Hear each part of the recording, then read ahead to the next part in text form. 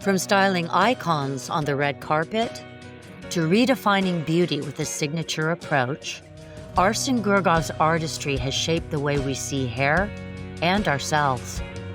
On this episode of The Significance, Arsen shares the passion, precision, and perseverance behind his journey from dreamer to world-renowned stylist.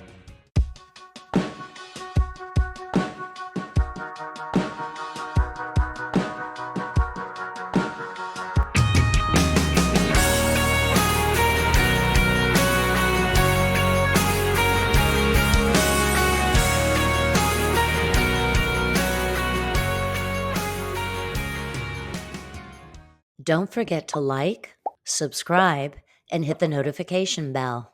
The Significance with Tyler and Signy starts now. From transforming lives on national television to creating confidence in his chair every day, today's guest is someone who doesn't just cut hair. He crafts identities. You may know him from his iconic work on the Today Show's Ambush Makeover or from his A-list clientele. But what truly sets Arsen Gurgov apart is his heart, his vision, and his dedication to helping people see themselves more clearly. We're going deep today into the story behind the scissors, his roots, risks, resilience, and the artistry of transformation. Arsen, welcome to The Significance. Wow. Welcome, guys. We're so happy you're with us today. Happy to be with you.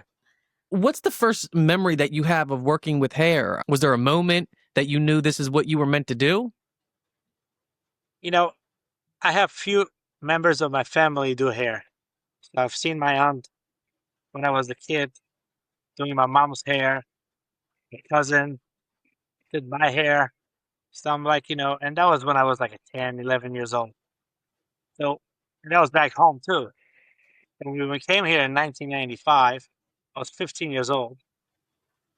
And then I had to figure out, I went to high school and then at age 16, I went to beauty school. And beauty school was when I first really experienced touching hair, feeling what it's like. And I actually, making pin curls. And at that time, I felt like, oh my God, I wear pin curls. I love I know how to do hair. it. So That makes that kind of, made me feel like, and again, at 16 years old, when you start a career, you don't know whether that career actually will stick with you 30 years from then, And luckily, I'm still almost 30 years later, still doing hair, and I love what I do. And you're amazing at it. And that's so young to go to beauty. 16. Where did you come from originally, Arsen? I come from Uzbekistan, former USSR. Right. We have that beautiful, subtle accent that's very It's attractive. 200,000 people, and you come to New York City of 9 million people. It's a whole different ballgame. It's a very that there's a little culture shock going on there, I'm sure. Big one. Who was the first person you ever gave a haircut to? How did it turn out? And do they still talk to you? So my friend who actually always tells me, she is the reason why I still do hair because she gave me a chance. And, it was a great experience. I'm grateful that she gave me a chance to start doing her hair. And it was a very fun experience. And she was one of the first people that I've did, and we're still friends. That's wonderful. I love that. So you had mentioned, obviously, that it worked out for you, after 30 years, very, very well, and you're obviously accomplished. Was there another path that if you hadn't done, become a hairstylist that you thought about or contemplated walking down? I love craft. And I was trying to figure out, when you're 16, 15 years old, you have two choices. Whether you go the conventional way and go to college and then decide what you want to be, or you take the craft and you try to create something with yourself. So hair was one of the things that I said to myself, and my mom was one of the reasons why, I was able to make a final decision. It's like, what do you want to do? I'm like, I love doing hair. She's like, all right, you don't want to waste time in college here. Let's do hair. So that's how I kind of, when I gave myself a chance. But had I not done hair, I've definitely done something with my hands, whatever that would have been. You know, how wonderful that your mother was so supportive of that too, because that's not always the case with parents. So, to have that loving support, I'm sure that was huge. Absolutely. So you took a huge leap leaving behind stability to open your own salon in New York City. What drove that decision, and how did you know it was time? Working for someone for 20 plus years, and you grow there from being the apprentice, the mere apprentice when you start at 16, and it takes you a few years to become your full-fledged stylist, and you've learned the industry as well as you grow within the industry, and you see how people kind of resonate with you. And I love people. I love giving them service. I love making them feel good. And for me, that was the most important thing that I was trying to learn about this business. So, after 20 years, I've maxed out to what I was able to accomplish. And I was grateful for the opportunities that I was given by my previous boss, Louis Licari. I'm always grateful to what he has done and the chances that he's given me. And I just took it and ran with it, as they say. And New York City, it goes without saying, is one of the most competitive, cities in the world. What was the most challenging part, the toughest part of building your own presence and your own name? I think as I studied myself as I was in the industry, the resilience that I had, and the flexibility that I was able to create myself. You have to be also open to constructive criticism, and you can't put your personal emotions into getting criticized because, if you don't take it constructively, you will be upset and discouraged. So you basically take it constructively and you say, okay, I want to learn this, I want to learn this. Even when I was right, I had to say sorry because that was not what I was struggling with. I didn't care about being right. I was trying to learn the industry, learn how to be in this industry. And you have to understand, it's 2.5 years only being in New York City. For me, everything was new. People were Wow. new. English was new. Thanks to Seinfeld episodes, I was able to learn That's language. great. That's It was amazing. easy. It was hard in some ways, but it made it Yeah. very easy for me to learn it. I mean, it was so hard on myself learning the language. My English has become much better than I speak Russian Mm. because That's I that's slept with the radio wonderful. on in my head because I Oh, was really wow. trying to learn the language and also understand the culture and the vernacular and all these, Yeah. you know, Well, I just think that's wonderful. Jerry Seinfeld and Julie Louis-Dreyfus, all the wonderful characters on that show. That's great. And you may have answered this question already, but I'm curious. Did you have a mentor or someone who helped shape your philosophy toward beauty, business, or the craft? So as I said, my mentor was my boss, who I started working under, and he did color. I was in the apprentice program in the styling department, and he always believed in me. and and I was fortunate enough to have the stylist taught me how to view style, view Mhm. how to style, and I was told, don't just think of cutting somebody's hair. It is transformational. You're making people's lives better.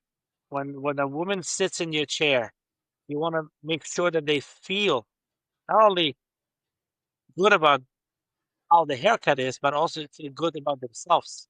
Right. That was the tipping point for me to understand that everything that's being taught to you, you also want to put it into one thing and own it for yourself. Mhm. Just cut somebody else's hair or like somebody else. You get a few things from here, a few things from here, and you create your own. I I always give credit to those that taught me.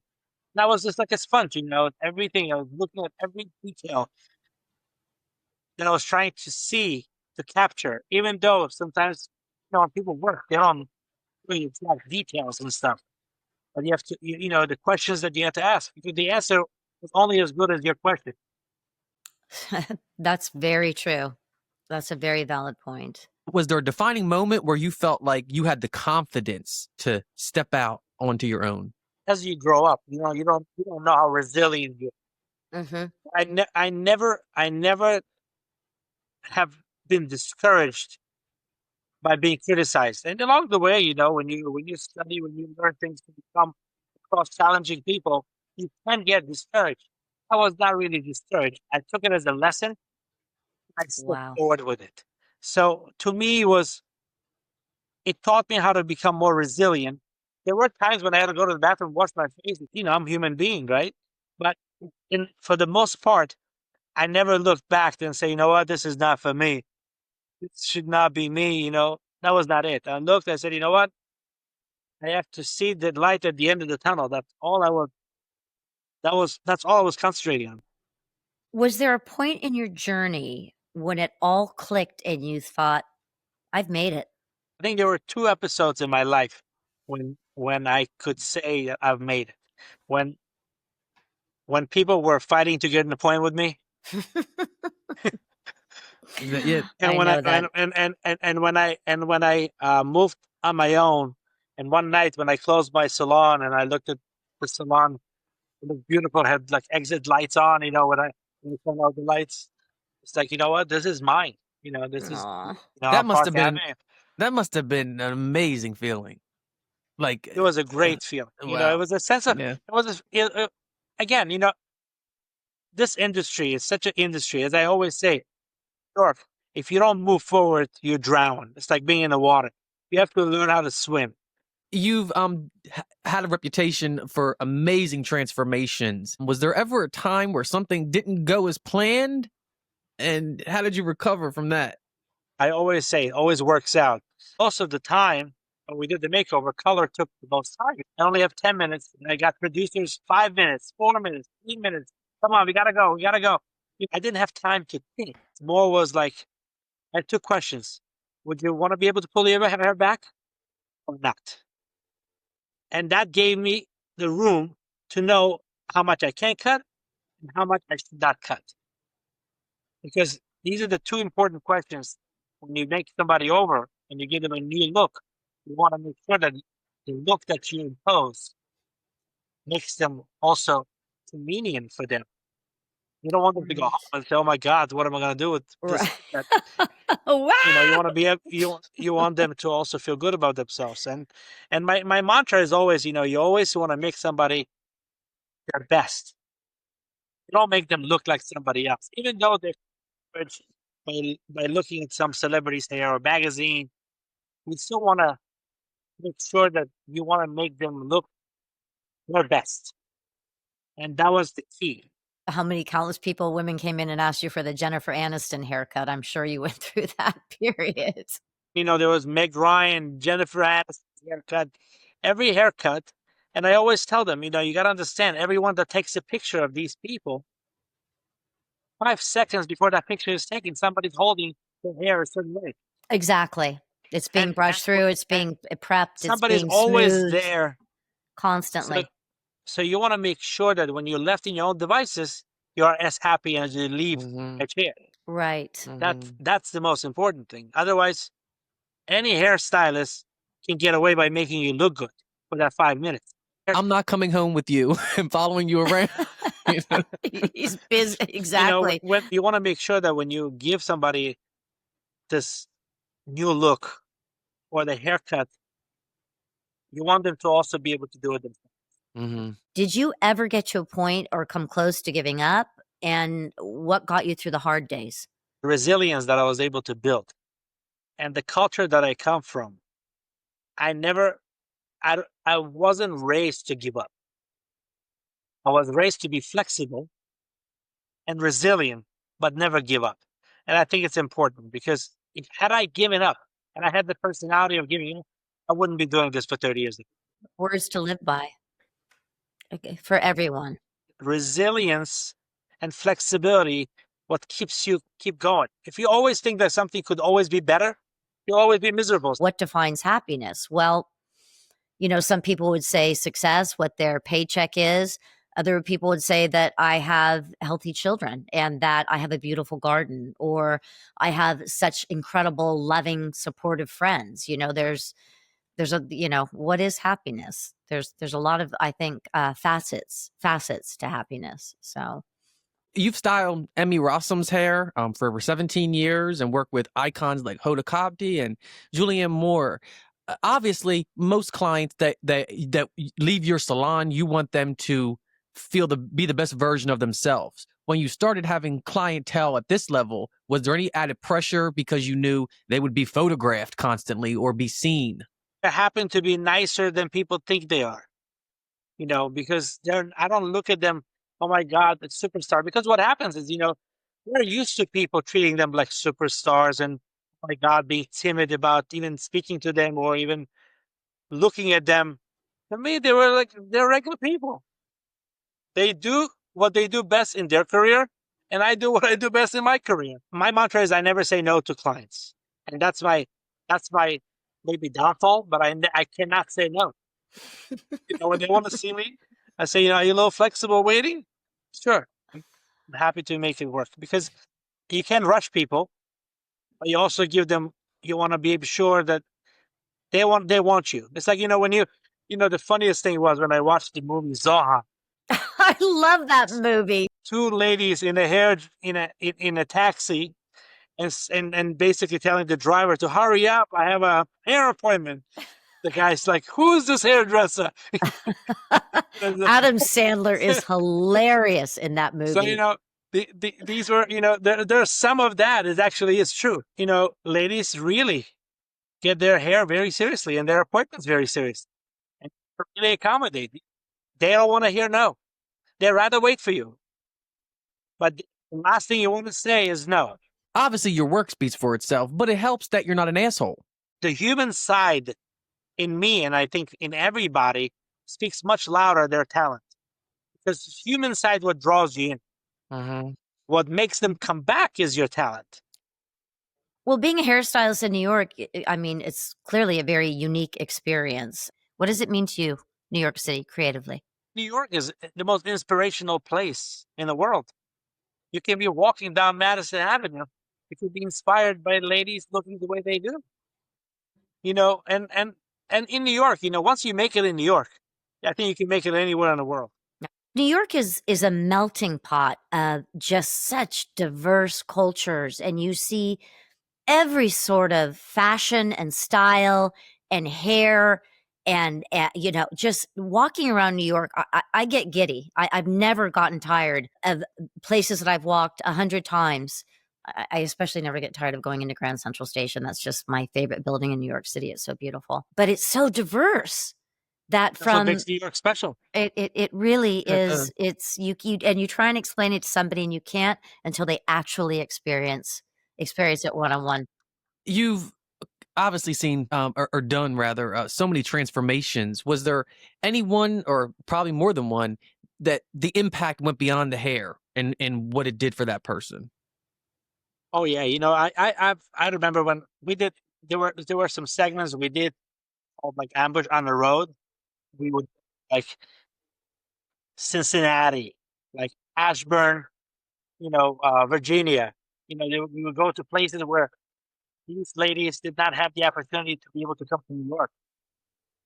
Their experience in New York, and the only thing we had is pictures submitted to us, and we always went with the picture that did not really look great, because we knew that was the most lady that really needed the excitement and the experience, and the picture that looked the most challenging turned out to be the best looking lady at the end. And you should see the excitement, the tears. But when you come to a serious matters like law and medicine, you almost surrender, and you're under anesthesia. You don't even know what the doctor is doing to you. I have more pressure than any doctor or any surgeon, to be honest. Have you had a moment in the salon when you realized you weren't just transforming someone's look, but truly their self-image? And I think you've clearly covered that. Yeah. We have done over the course of my career when we donated hair places like Luxolo, Pantene Foundation, and also I've helped and also volunteered to help people when they recover from cancer and they lose their hair. When the hair grows, I always tell them, always come back after your hair falls out and starts growing out. It's on me. I want to make you feel good. When they came back and you kind of give them just little snips, make them feel like, oh my God, they're back to their routine of going back to the salon. You don't understand the process of what they go through. It's like a year of trauma that they've. Right, right. So, when you face something like this, you don't think that your life that will ever be back. But when you go back to the hair salon that you used to go to, even with something that you don't even need to go for. Your hairstylist greets you and says, "You know what? Let me fix Right. this. Let me do this," and put some products and make it neat for them. They're like, "Oh my God!" That's a beautiful thing, and donating to Locks for Love, my youngest daughter, Isabella, whose hair grows like a weed, her hair is so thick, it's like a rope, you know, towhead blonde. She did that 2 times, grew it very, very Oh long yeah, yeah. and cut over 12 We've done inches off multiple. and donated to Locks for Love, and I just think that's, what a beautiful thing to do for someone and what you do in terms of giving back. How would you describe your signature approach to hairstyling? The main approach is you want to always make people look good from head to toe. Yeah. You have to make sure that this person will feel comfortable with how they look Right. overall. And I think Proportionately. proportionately, and the Yeah. proportions are essential when you imply a hairstyle to the person. So, and that's very important. Sometimes I make them stand up when I give them a consultation Mm-hmm. for them to view exactly by bringing the hair this way. Will they still feel comfortable by looking themselves standing up? Because Right. when you're sitting down, a lot of things get disguised. Mhm. So when you make them stand up and the mirror is long, they kind of see, oh my God, no, I don't think I can. Little tricks one can use to determine whether somebody's asking for a makeover. Are they ready for a really short haircut? Even changing somebody's part in the way that they're not used to could completely mean significance to them. What is the most unexpected or hilarious thing that's ever happened in your salon? I'll tell you. At one time, I had a client of mine waiting. As she explained to me how she wanted her hair, she took the brush and did one section, not even finished.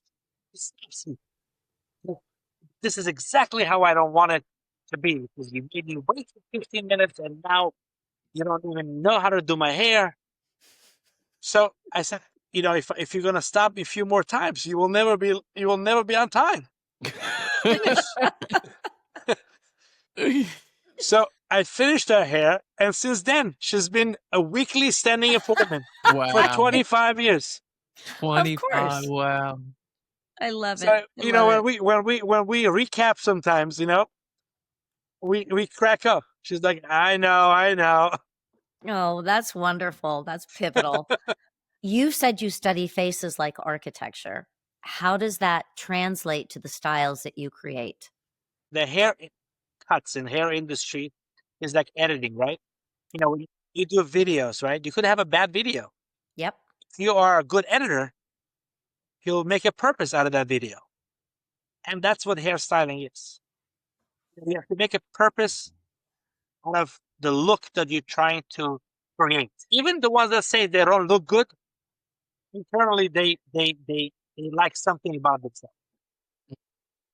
So your job is to encourage them by showing them actually there are a lot more in how good you look versus how things that you don't like about yourself.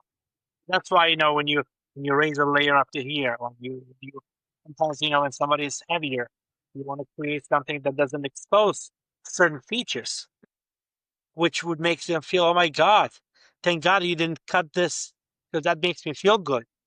Right. What and Yeah. these are the little things that I work on myself to notice. obviously in New York, it's an amazing place to get inspired by so many things: fashion, art, people watching. How often would you say that someone comes in and they tell you what they want versus you kind of guiding them? And It's like a dance, right? If you don't know how to dance, you step on their toes. But if you listen to everything they tell you, and sometimes they show you a picture, and you'll be surprised. There are many times when I could have almost fell into giving them something they don't want. Wow. that That they're but telling me. they think they wanted when they came in, right? Right. So it's important to ask, what do you like about that picture? And guess what? You'll be so surprised. They'll say, "You see this little piece right here? That's how I want it." But you think when they show you a picture, this is the hairstyle they want. It's unrelated to anything that they wanted. They were just referring it to that piece of hair. Well, also, is it possibly the emotional experience that was behind it in that moment? Maybe it was a great day. Maybe they just got engaged, that there's something familiar and wonderful about it as well. But I love that because I love PC hair like that. So you wouldn't know today. Sometimes in the first visit, as I call it, a blind date, you don't know how to be. You want to make sure That's a good you description. you want to make That's a sure great that analogy. Yeah. you're in your best behavior, You're on and your so A is game. she. Right. So how do you walk the line between what's trendy and what's timeless? I think timeless is what looks good on you, makes you look good and feel good about yourself. That's timeless. Trendy comes and goes. And as I said previously, you don't want to follow trends because you can never really reach them, because you don't want to look like somebody else. It's so funny how people feel before you even have to make them defend it. They'll preface it by saying that's what was in at the time or whatever. So it's just interesting about trends and That's why certain styles you wish they always were around, and certain styles you wish it never came back. right. We had a question that said that. It was like, is there a head trigger? Well, I'm gonna wait because that's Tyler's question. But what is one hair care product that you are never ever without? I tell you, I'm biased. I have my own product line, and I have go-to products. One is dry texture spray. One is leave-in conditioner. Leave-in conditioner. Oh yeah. That kind of really is my star product. No one kind of leaves the salon without using that product. It's available online. Yes, arsengurgov.com. We will be putting that for our viewers Yes. that are not lucky enough to get to New York, so they'll be able to. Exactly. Definitely. Yeah, Yeah. yes, definitely. We'll have links that people can click on and get your products. So Speaking of trends, is there one in particular that you wish would disappear forever? The stripy highlights never really looked completed or overly processed. They should never come back. And luckily, products these days are much better. They don't let you, if you're decent enough, you'll never get the hair to look like that. when you reflect on everything you've built, what fills you with the most pride? I think my accomplishment for where I came from to what I have accomplished. I think it's kind of, I don't want to sound cocky here, but I believe what I've accomplished is plausible. And I think feeling good about what you do is very important. And that doesn't mean I'm not learning. That doesn't mean that I no longer have challenges in my life or in my industry. But you got to look at the positive and what I have accomplished and how lucky I have become in being humble, being faithful with everything I have. It's important thing. What would you go back and tell young Arsen, scissors in hand, who was just starting out? Nothing happens fast. I always say to everyone and my kids too, first you have to be good, Mm-hmm. then it will come to you. Because, if you don't love what you do, you'll never become successful. It's true. So, and I It's think true. loving and having the passion, be resilient, be flexible, don't put your emotions into it. And remember, your main person who you have to please is the person that's sitting in your chair. Where do you see yourself in 10 years? More salons, products, education? Salon world is like, it's always like a wave, 1 year Mhm. is good, 1 year is, I would like my salon and my product line, and also after education, to also start teaching people. Everyone could know how to cut hair. Not everyone knows how to keep that client. That's so true. And the retention, luckily, I always say we have 95% retention. And that's the most important thing.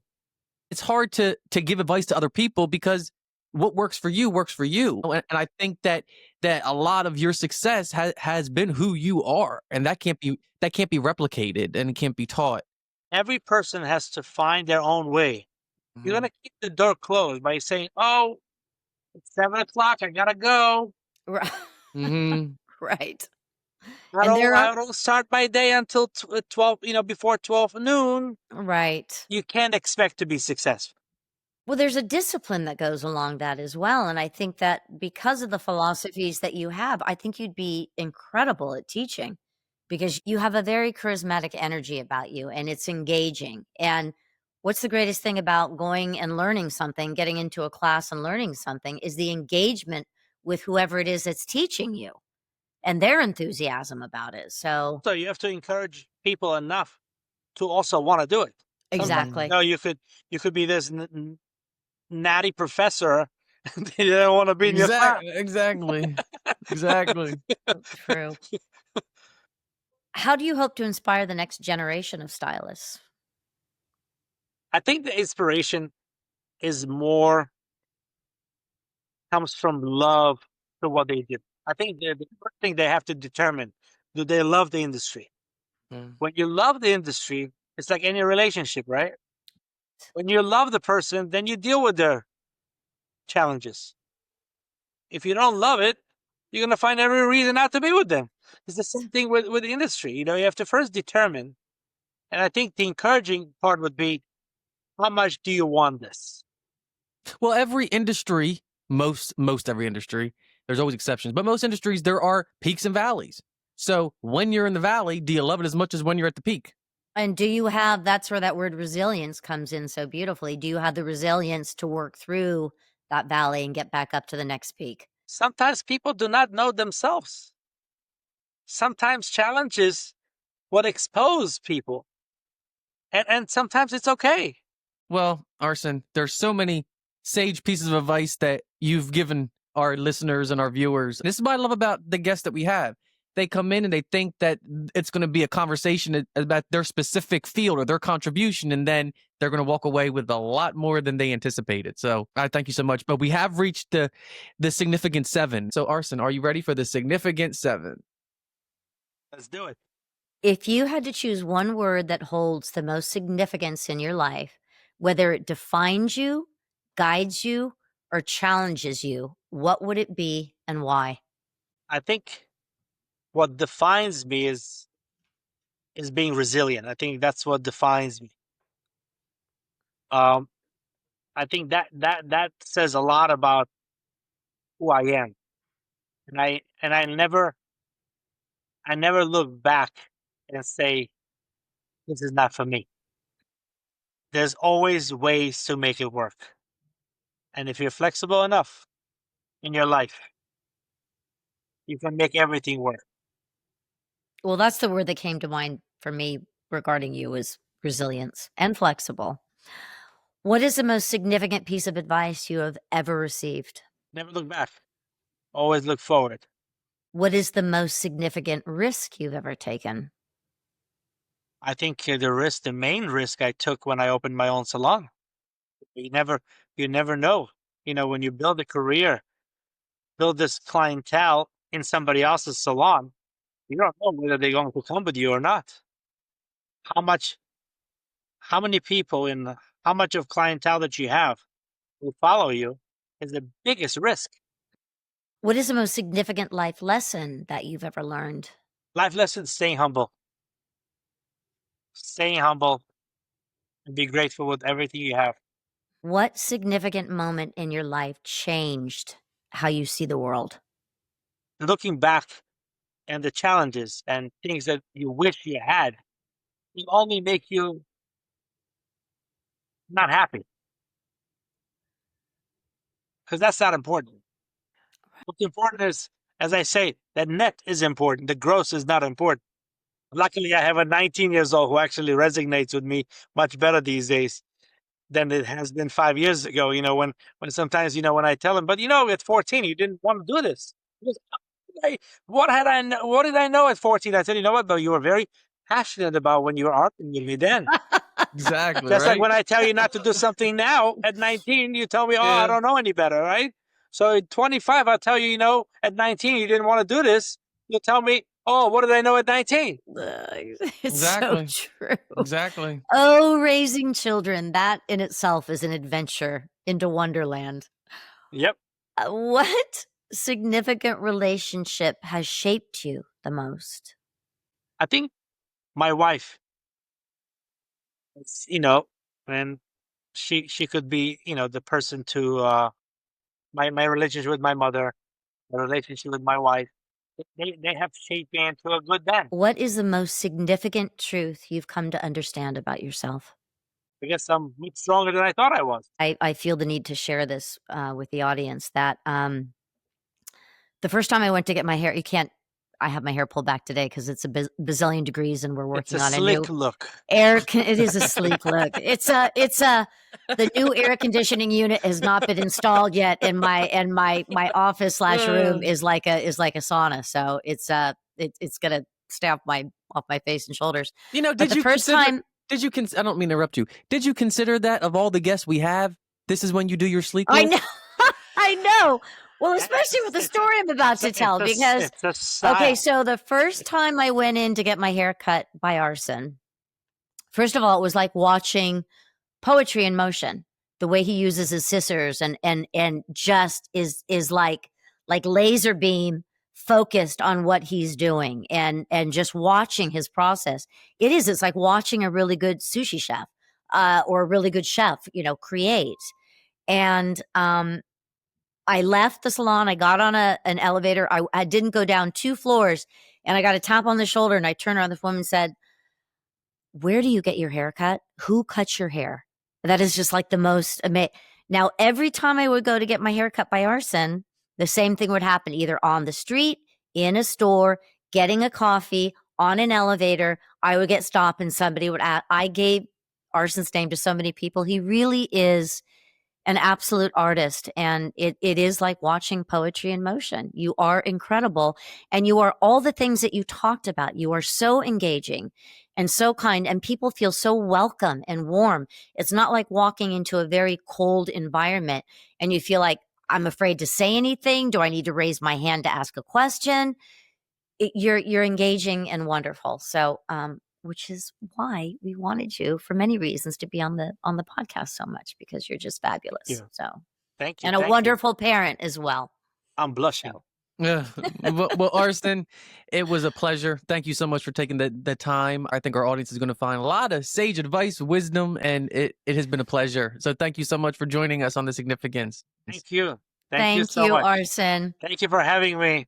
Yes, and to all our listeners and viewers, take care. Thank you. Mwah. Bye, guys.